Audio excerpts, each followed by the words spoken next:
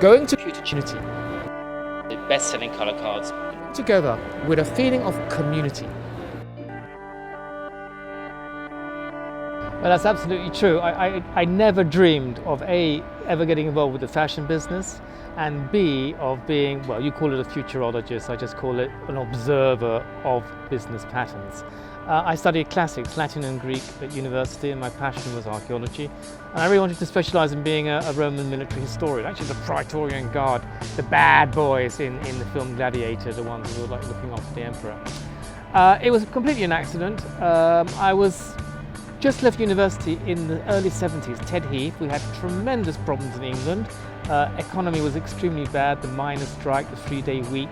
And my parents, very middle class people, doctor, decided that, oh no, I shouldn't do this, I should get a nice job.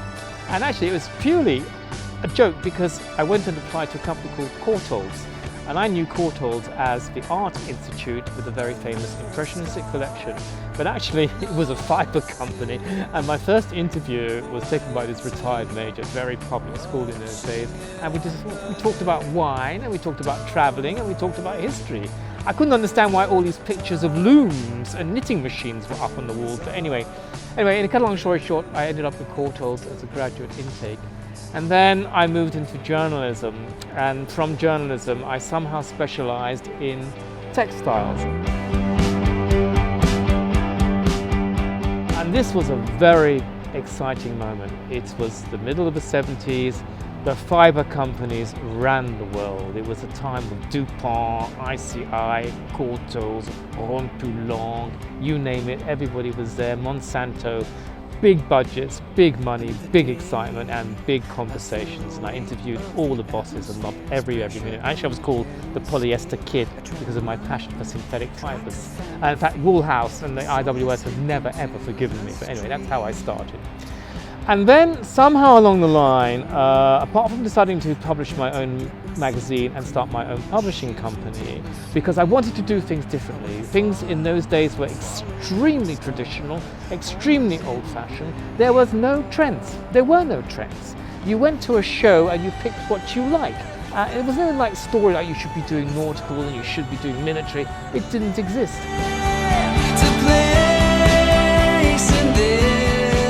I was an editor at a time when trends started to become mainstream. How it started was in the 60s and early 70s, a lot of American buyers, and probably South American buyers, and Chileans as well, used to go to Paris or to Milan to see what was going on. And they spent a lot of money on hotels and buying samples and copying samples.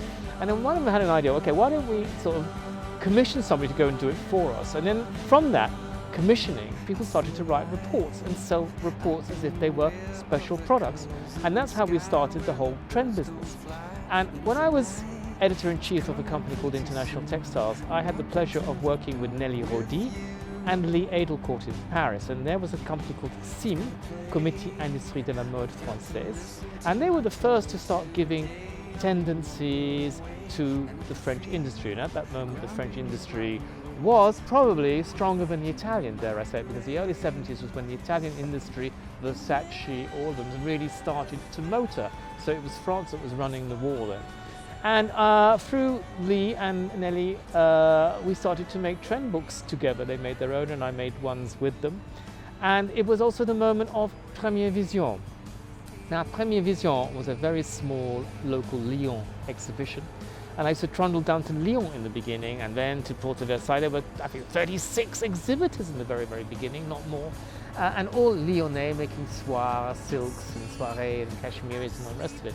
And then suddenly Première Vision grew, and that was a show that adopted the idea of having a trend.